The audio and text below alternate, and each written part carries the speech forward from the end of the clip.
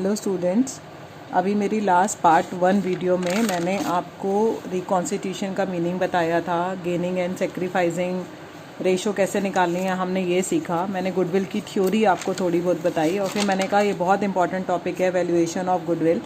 इसके मैंने आपको मेथड्स बताए थे। 3 मेथड हम कर रहे थे, average profit method, super profit method और कैपिटलाइजेशन।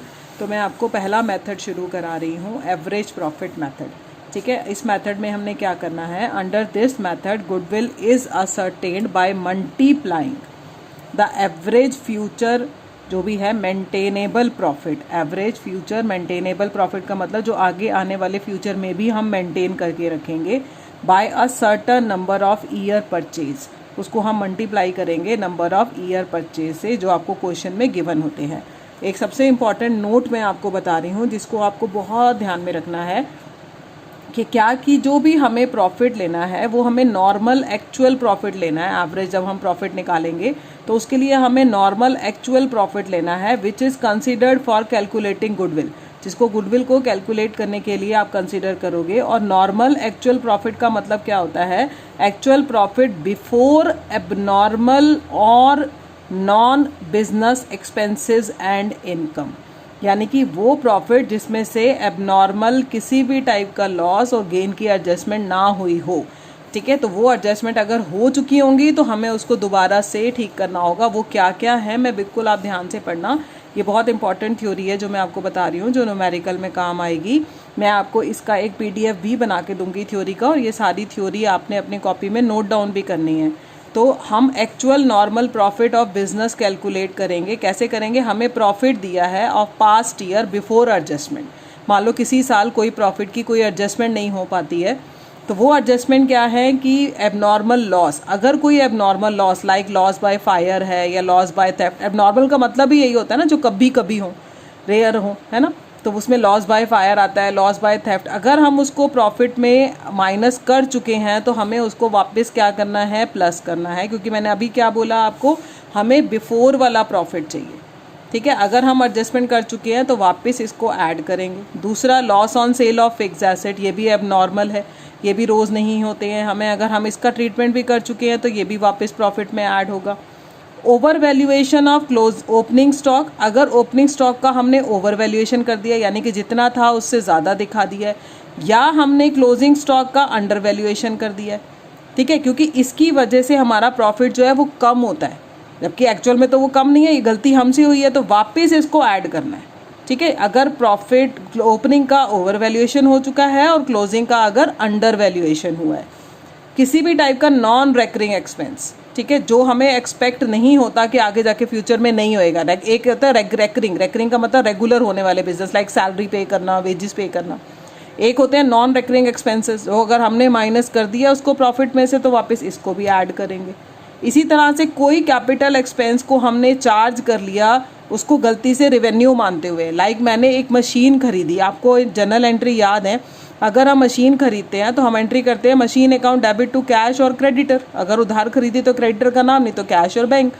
गलती से हमने उसको रेवेन्यू मान के परचेज अकाउंट में डाल दिया।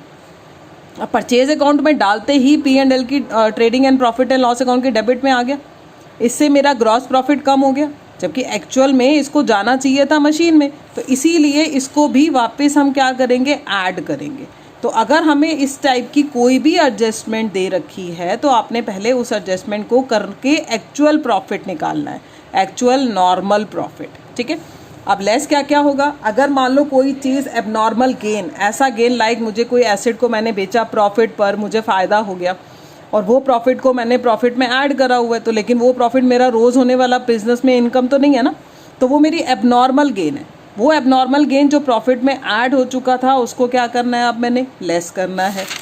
सेकंड मैंने क्या बताया, अब इसका बिल्कुल अपोजिट, अगर हमने क्लोजिंग स्टॉक का ओवर वैल्यूएशन कर दिया है और ओपनिंग का अंडर वैल्यूएशन, पहले से अपोजिट, तो ये क्या करता है, ये प्रॉफिट को ज़्यादा दिखा देता है। अगर हम ऐसा कर देंगे तो इससे प्रॉफिट ज़्यादा शो होगा। अब हमको इसका माइनस करके वापस अपना एक्चुअल नॉर्मल प्रॉफिट निकालना है। इसी तरह से कोई भी नॉन रेकरिंग इनकम जो प्रॉफिट में ऐड हो चुकी है उसको भी आपने माइनस करना है। Income from non trade investment, कहते हैं as it is not related to normal business activity, क्योंकि नॉन ट्रेड इन्वेस्टमेंट से जो इनकम हो रही है वो हमारी नॉर्मल बिजनेस एक्टिविटी का पार्ट नहीं होती है, इसलिए अगर वो भी प्रॉफिट में ऐड है तो आप उसको माइनस करेंगे।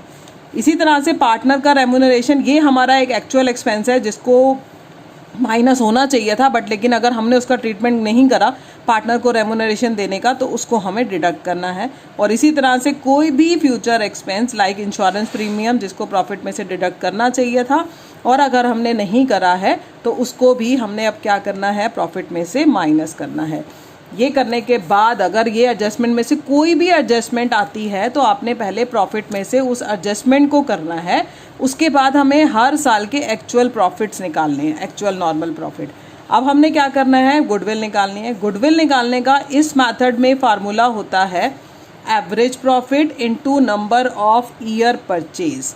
ठीक है, number of year purchase. Number of year purchase का मतलब क्या होता है कि मान लो अगर कोई एक पर्सन दूसरे पर्सन का बिजनेस खरीदता है तो जो हमारी गुडविल है वो हमारा पास्ट के प्रॉफिट, पास्ट की रेपुटेशन है।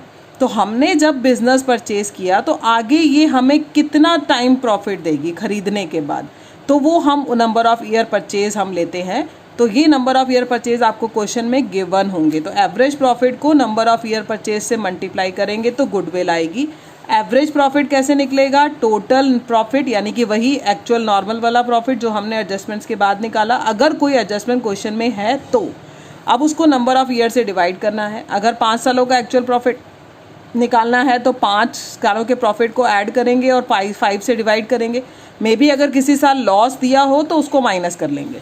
तो इस तरीके से हम एवरेज प्रॉफिट के सिंपल एवरेज प्रॉफिट मेथड में हम इस तरीके से गुडविल निकालते हैं।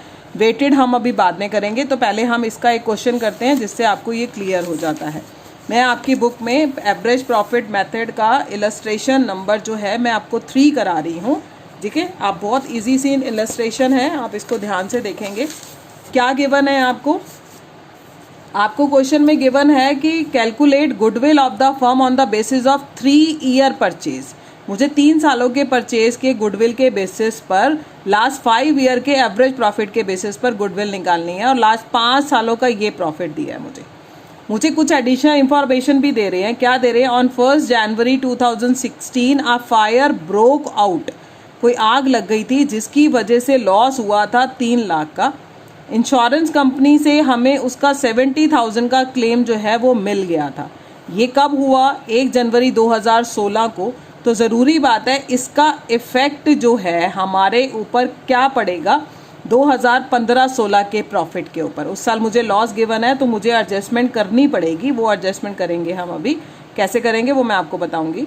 ड्यूरिंग द ईयर एंडेड 31 मार्च 2017, ठीक है, the firm received an unexpected tax refund. अचानक से गवर्नमेंट इसको फर्म को कोई टैक्स का रिफंड जो अनएक्सपेक्टेड था वो मिल गया, यानी कि ये एक तरीके की एबनॉर्मल गेन हो गई। और मैंने अभी आपको पढ़ाया कि एबनॉर्मल गेन माइनस होती है।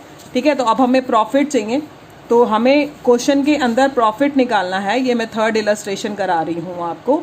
तो पहले हम लिखते हैं टोटल प्रॉफिट ऑफ 5 ईयर्स, वो निकालना है। सबसे पहला ईयर है 2013-14 का। इस साल कोई भी एडजस्टमेंट नहीं थी। ठीक है, मैं डायरेक्ट अमाउंट लिख देती हूँ इसका। इस साल मेरा 4 लाख का अमाउंट था।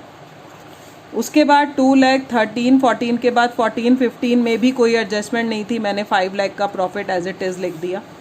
उसके बाद 2015-16 में आपने पढ़ा कि एक आग लगी थी जिसकी वजह से 3 लाख का नुकसान हुआ था। 70 हमें इंश्योरेंस कंपनी से मिल गया, तो मुझे कितने का लॉस हो गया, ऑलरेडी फिगर जो है वो माइनस में गिवन है। ठीक है, और प्लस मैंने बोला एबनॉर्मल लॉस जो है वो प्लस होते हैं क्योंकि वो प्रॉफिट में से ऑलरेडी डिडक्ट हो चुके हैं। तो 2,30,000 को अगर मैं इसमें प्लस करती हूँ तो 1,70,000 का मेरा इस साल का प्रॉफिट आ जाएगा। इसके बाद 2016-17 में कुछ भी नहीं हुआ, तो ये प्रॉफिट मैं एज इट इज़ लिख देती हूँ 1,50,000 का। उसके बाद 2017-18 में आपकी क्या एडजस्टमेंट हुई थी कि हमें एकदम से कोई अचानक रिफंड मिला था टैक्स का। ये एबनॉर्मल गेन है और आपको मैंने क्या बताया, एबनॉर्मल गेन माइनस होते हैं। तो इस साल का प्रॉफिट मेरे को गिवन है 2,50,000 का, जिसमें से मैं ये एबनॉर्मल गेन को माइनस करूंगी तो मेरा प्रॉफिट बचेगा 1,70,000 का। मैं इनको ऐड करूंगी तो ये आ जाएगा 13,90,000। अब ये मेरा टोटल प्रॉफिट आ गया। सबसे पहले मैं क्या निकालूंगी, एवरेज प्रॉफिट। एवरेज प्रॉफिट कैसे निकलेगा, total profit divided by number of years. इसको मैं डिवाइड करती हूँ तो एवरेज आ जाता है 2,78,000 का। अब मैं क्या निकालूंगी, गुडविल। गुडविल का क्या फार्मूला होता है, average profit into number of year purchase. Average profit निकाला 2,78,000 का। नंबर ऑफ ईयर परचेज मुझे 3 गिवन है, तो गुडविल क्या आ गई आपकी, ₹8,34,000। ये मेरा क्या है, आंसर। तो बहुत ही सिंपल सा सम था, बस आपने एडजस्टमेंट को ध्यान में रखना है। किसी साल लॉस होगा तो वो माइनस में रखेंगे।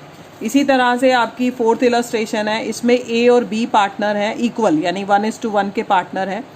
वो सी को एडमिट करते हैं, ठीक है, फॉर इक्वल शेयर, यानी कि अब तीनों की रेशो 1:1 हो जाएगी। For this purpose goodwill is valued at 150% of the average annual profit, यानी कि पहले आपने एवरेज प्रॉफिट निकालना है, फिर उसका 150% करना है।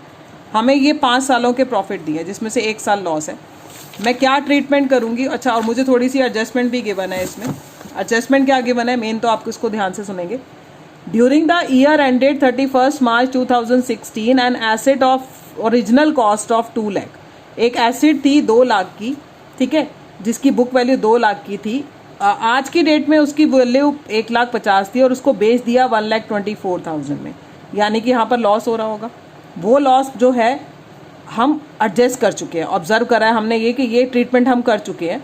दूसरा कि 1 अप्रैल 2017 को हमने 2 कंप्यूटर लिए, 2 कंप्यूटर 1 लाख के, were purchase and were wrongly debited to travelling expenses. और आपको पता है ट्रैवलिंग एक्सपेंसेस जो है वो P&L में जरूर आए होंगे और इसकी वजह से प्रॉफिट कम हो गया होगा, जबकि ये कंप्यूटर एक एसेट है और इसको एसेट में ऐड होना चाहिए था। और डेप्रीसिएशन जो है कंप्यूटर के ऊपर 20% से चार्ज करना था रिटर्न डाउन वैल्यू बेसिस पर। बहुत ध्यान से ये क्वेश्चन देखेंगे, बड़ा अच्छा सा और इंटरेस्टिंग सा क्वेश्चन है, ठीक है। अब यहाँ पर एडजस्टमेंट ज़्यादा है तो हम एक थोड़ा सा टेबल सा टाइप बना लेते हैं। यहाँ पर मैं इलस्ट्रेशन नंबर 4 कर रही हूँ, ठीक है। सबसे पहले हम यहाँ पर लिखेंगे पर्टिकुलर्स, उसके बाद 2015 का प्रॉफिट, 2016 का प्रॉफिट, 2017 का, 2018 का, ठीक है, और 2019 का। ये मैंने प्रॉफिट्स ले लिए, ठीक है। ये मैंने 5 ईयर बनाए।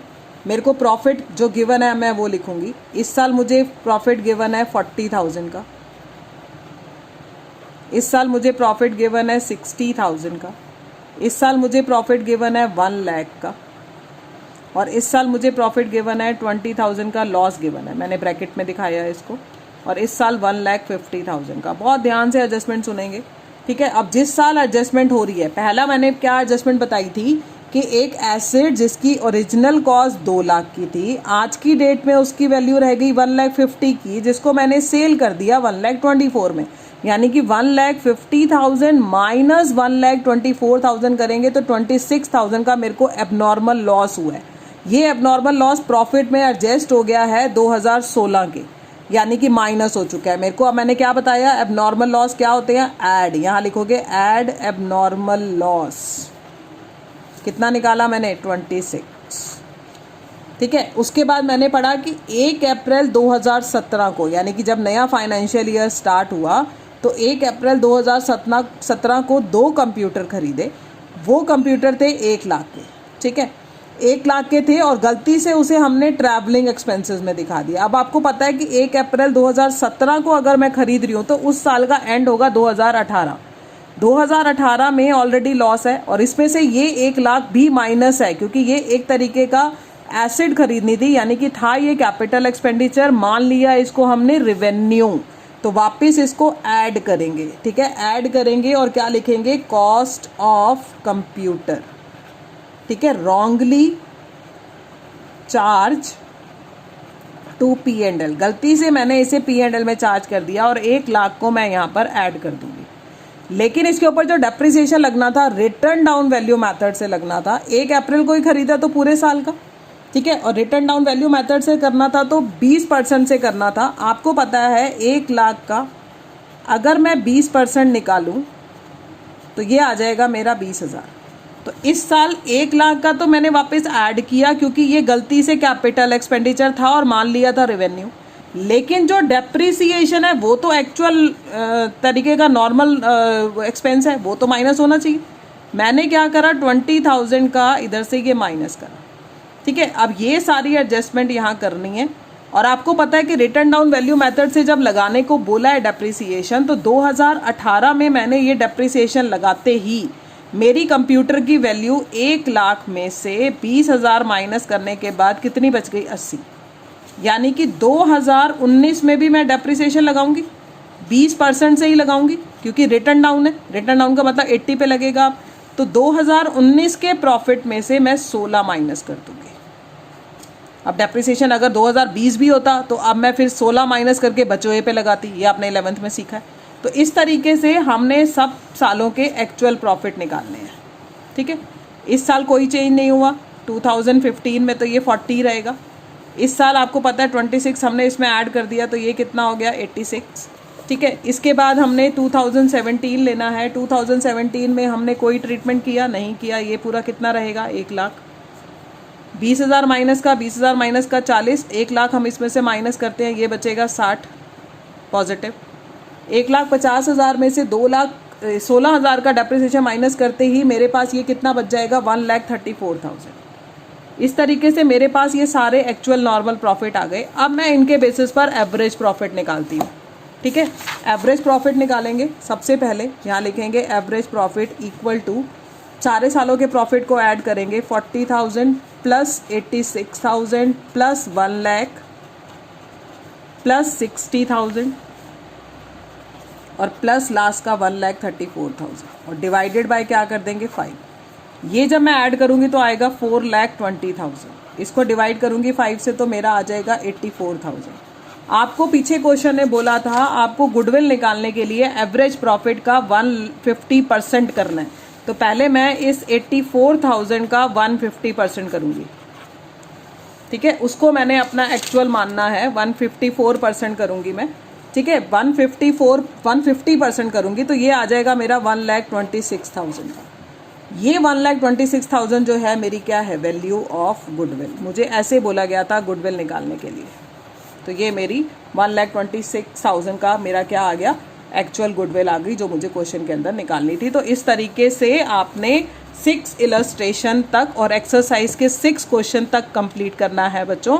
और कोई डाउट होता है तो वो मुझसे आप पर्सनली पूछ सकते हो व्हाट्सएप पर। इलस्ट्रेशन नंबर 6 और क्वेश्चन नंबर 6 तक ध्यान से वीडियो को देखते हुए, और जो मैंने थ्योरी के नोट्स दिए उसका मैं आपको PDF सेंड कर दूंगी, वो आपने अपनी नोटबुक में नोट डाउन करने हैं। Thank you.